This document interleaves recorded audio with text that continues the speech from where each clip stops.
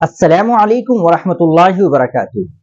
ناظرین کرام، ایک بڑی ہی افسوسناک خبر سامنے آ رہی ہے۔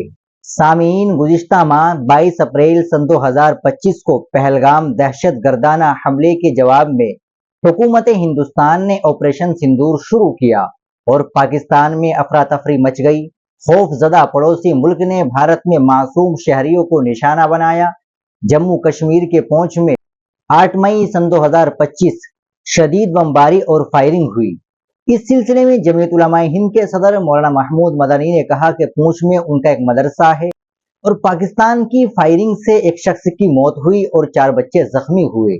انہوں نے کہا کہ پہلگام میں بے گناہ شہریوں کی شناخت اور انہیں مارنے کے لیے کرائے کے لوگوں کو بھیجا گیا تھا، لیکن اب شہریوں پر گولیاں چلائی جا رہی ہے۔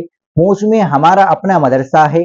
کل ایک عالم دین کو شہید کیا گیا اور مدرسے کے 4 بچے زخمی ہو گئے ہیں۔ ایسی حرکتیں، ایسے رویے اور ایسے طریقے بند ہونے چاہیے۔ ہم شروع ہی سے یہ کہتے رہے ہیں۔ انہوں نے یہ بھی کہا کہ ہندوستان ہمارا ملک ہے، اس کی حفاظت کرنا ہماری ذمہ داری ہے اور اس کے لیے ہمیں ہر طرح کی قربانی دینے کے لیے تیار رہنا چاہیے۔ ہم اپنی فوج کے ساتھ ہر طرح سے کھڑے ہیں، اس لیے عوام کو بھی یہ پیغام دیا جا رہا ہے کہ مضبوط رہے۔